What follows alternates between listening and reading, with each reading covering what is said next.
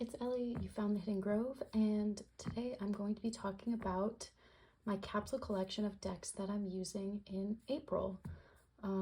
This capsule collection series is kind of the only thing that's been motivating me to make YouTube videos recently, so I'm grateful that Tara and Kelsey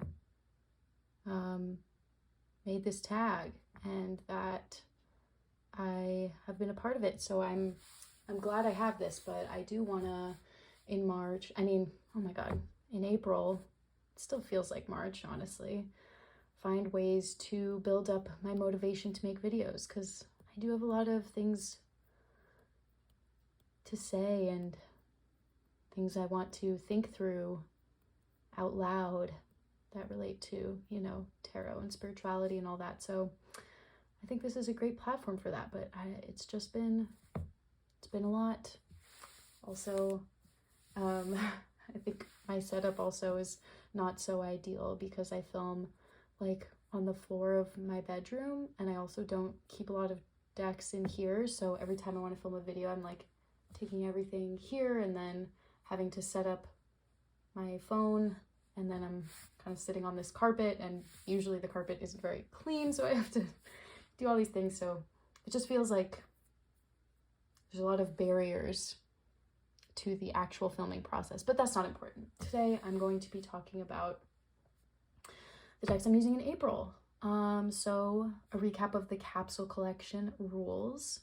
This cozy capsule collection by Tara's Cozy and Hygge Tarot started it at the beginning of the year, and basically it's just a way to kind of overcome that feeling of deck overwhelm when you feel like you have a lot of options to choose from, and maybe the options are giving you sort of like a paralysis of choice, if you may, that it's hard to actually use tarot when you are overwhelmed by what's in front of you. And this, I think, applies to people who have tarot collections and kind of in the process now of really paring back my collection, and part of what I'm choosing this month is part of that process. I'll explain, but yeah, and also a way to connect more personally with the specific decks you've chose over the course of a month. So first thing I want to talk about, a part of the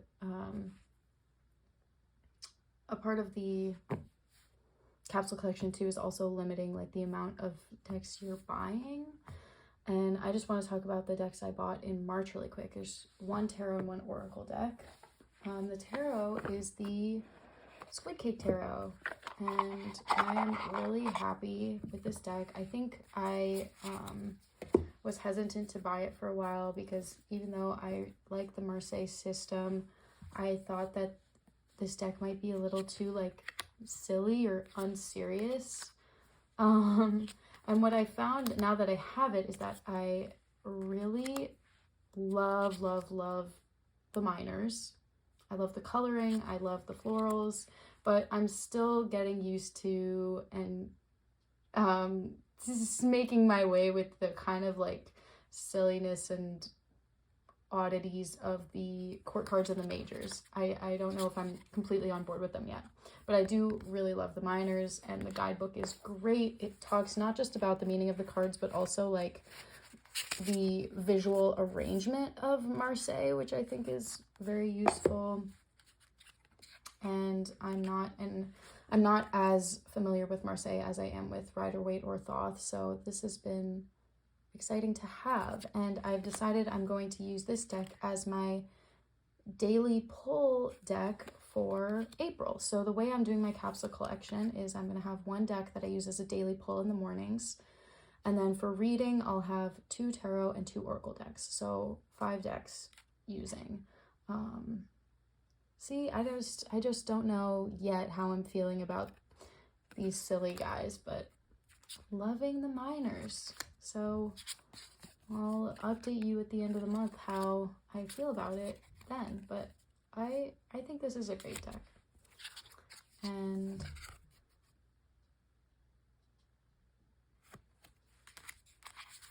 this was my tarot purchase for the month of March. All right. The Oracle deck, and also the first deck in my capsule. The Oracle deck I bought in March is the Coastal Curiosities Pocket Edition. I don't have the full-size edition.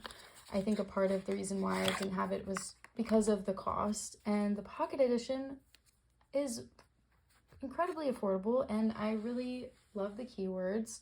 And I'm happy to have this deck. I realize I'm kind of zoomed out, and I still don't know how to do the zoom in thing that people on TarotTube do yet, since I'm using a phone. So I'm gonna just hold the cards up. But these keywords are really universal, and I feel like easy to incorporate into a reading. And there are a lot more cards than I realized. It's a 54 Oracle card deck, which I feel like is pretty big for an Oracle. And I haven't used it too much yet, just because I am sticking to my capsule for the most part. But I did a couple test readings, and I'm very happy with it.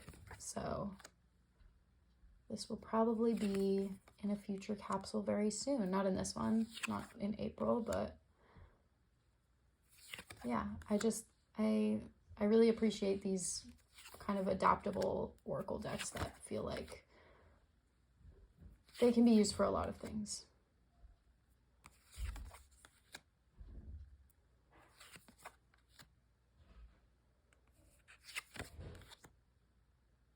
All right. And I really like the backs. I like this orange color. I have a feeling, I don't know why, I feel like when I've seen people use the bigger size, the backs are a different color.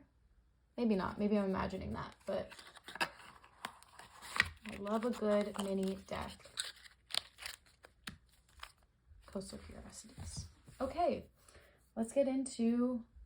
Oh, another thing I wanted to show you was this month something I did that I loved was I decorated the back of my Kindle, and this is with stickers that my coworker had this like sticker book that she just let me choose stickers from to decorate my Kindle. And then I have my little pop socket. I left this space kind of open because I use this hand when I'm using it, and I didn't want to like rub off a sticker that was there. So I just kind of left this space open. Looks kind of weird when I'm not holding it, but yeah.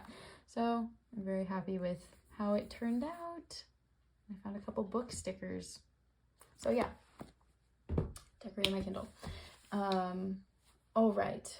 So the theme for this month that Tara and Kelsey came up with is grounding roots. And one of my deck combinations, Tarot and Oracle, I think is a very grounded choice. The other one, not so much at all. Actually, I think it's kind of the opposite of grounded. It's kind of a very head in the clouds choice. But you know what? I need variety. It's okay.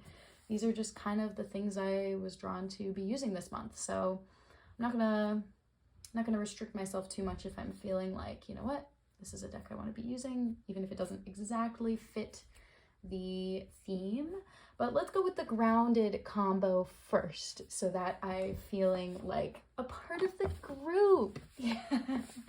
And like I'm participating correctly. So the tarot deck I chose is the Ritual Tarot.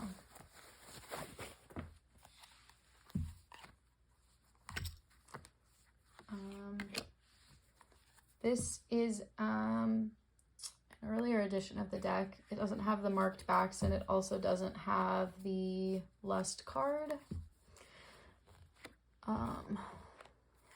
It's a little bit bowed, but I really love this deck. My education background is in art history and archaeology, so I really love the like art historical collage that this deck's got going on.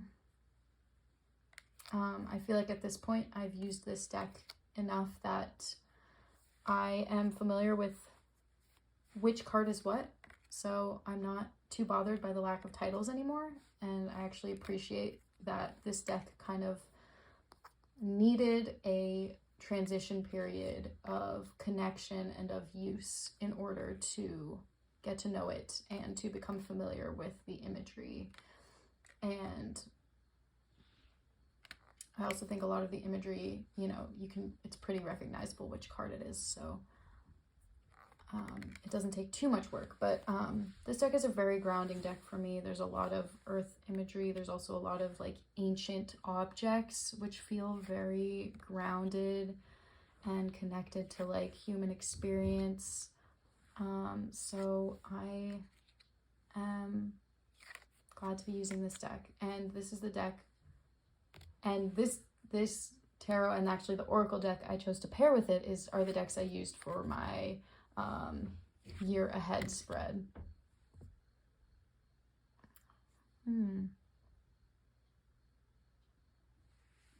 The Picasso in the back of that one. Actually, the first time I'm noticing there's a Picasso here behind the Nine of Swords. Anyway.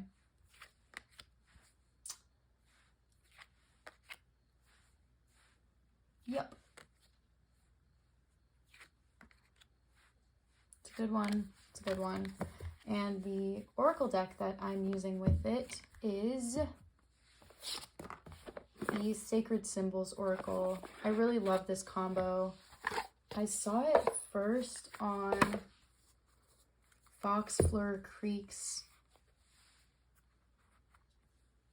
Yeah, Foxfleur Creek. I think her name is Nina.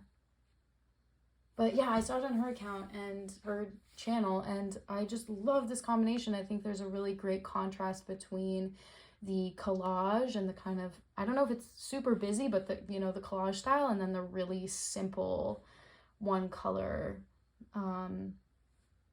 oracle guiding message. And I think this is also a very grounding deck because it just is a single symbol to attach yourself to, and to even like maybe use as a sigil, like create a sigil from it, or use this one guiding word. And also the single color helps ground the other cards around it, like you're kind of pulling in color, the similar color from the cards around it. And I think that they work just like really well together. They play off of each other really well. And I am this is a very grounding combo. Grounding roots. So it's like you have the root in the symbol, and then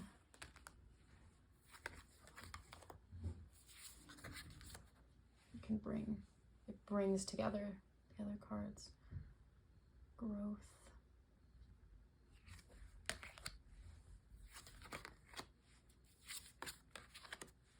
Meditate. I realize might not be talking loud enough. Sorry. It's kind of lazy day today. I'm on my spring break. I'm a teacher, and this is my school's spring break right now, so I finally have time to film video. Yay. Soulmate. This is the oracle card that I pulled for the month of April at the beginning of the year. It was so funny. For the month of April, I pulled, it was the Lovers and Soulmate. So I feel like, I don't know. I mean, I'm engaged, but I feel like maybe we'll finally get started on our wedding planning this month. Maybe that's what that combo means. Okay. Yeah. Good stuff.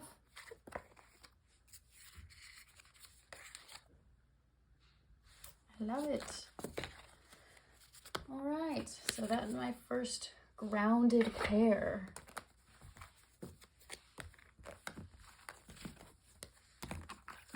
And now the next pair. Not very grounded at all, but it's okay. And I'm gonna explain a bit why I chose to use this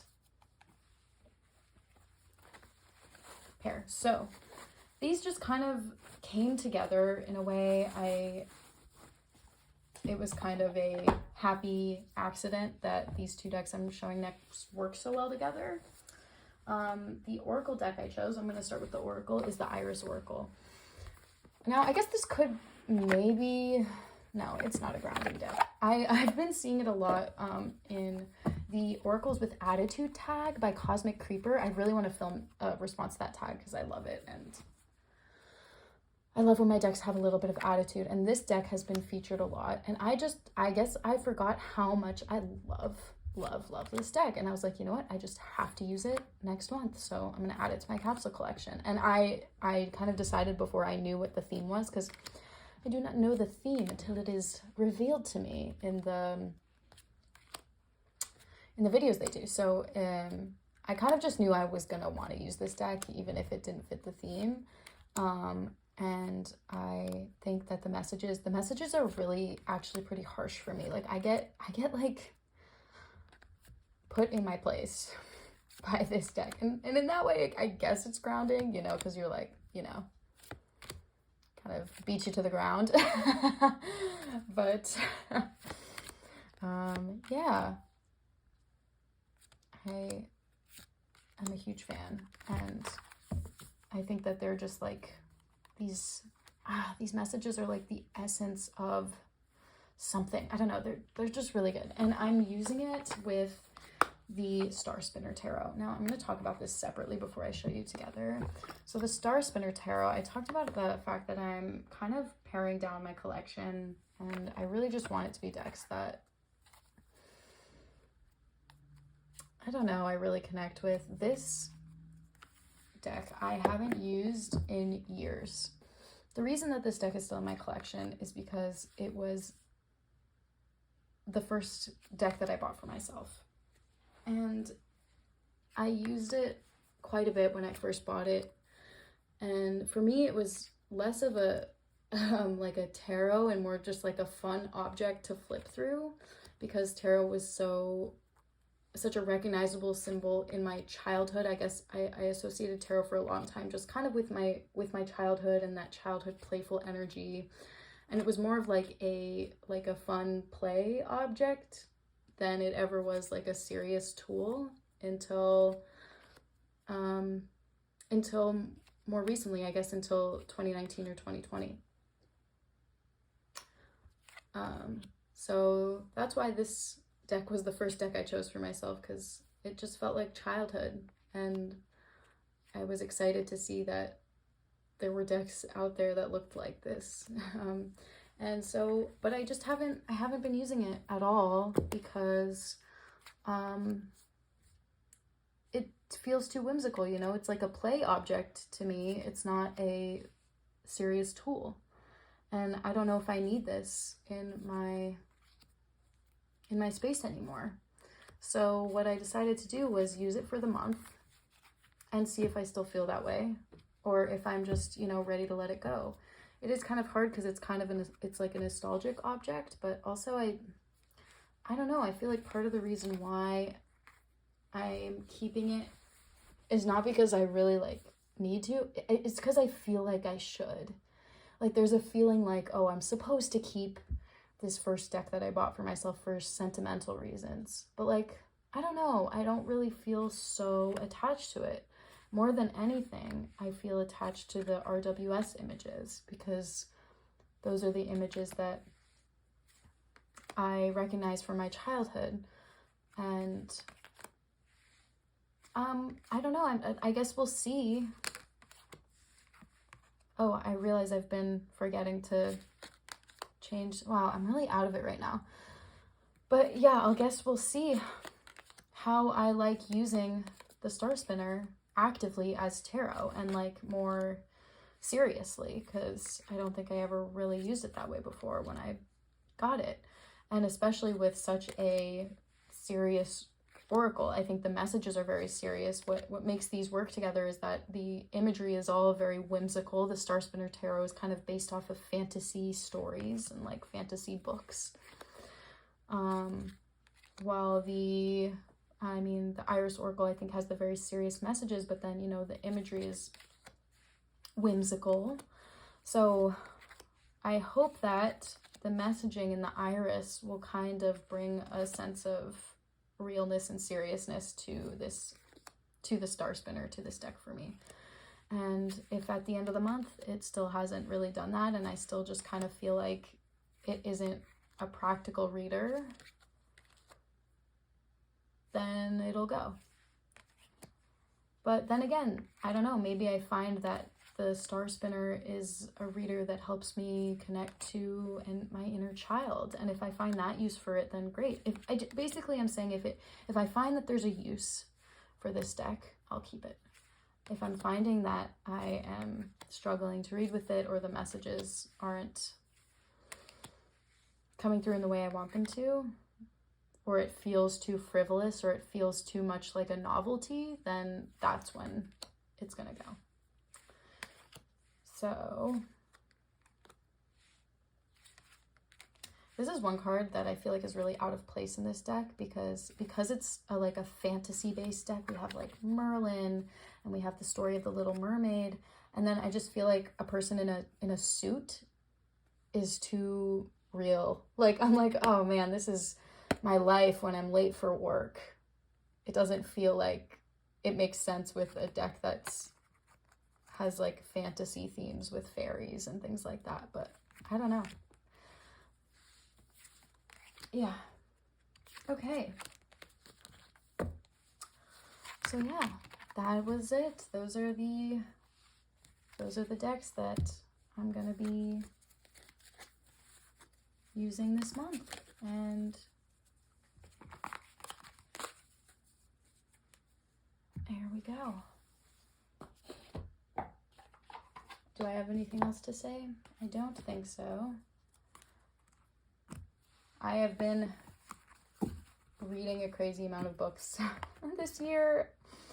It's only April and I've read like 40 something books. I think it's like 43 books this year so far, which is crazy. And I kind of want to film like just like a book video. I don't know if my followers would really want to see that, because this is a tarot channel, but I mean, they don't have to watch it if they don't want to. But yeah, I've been reading a lot, and I've been the last couple weeks on like a fantasy kick, so that's fun. All right, this is it. I'll be back with another update. Hopefully, finally filming some tags now that I'm on spring break and I'm feeling more motivation. But I am happy to chat in the comments if anyone wants to say hi. All right, that is all. Bye-bye.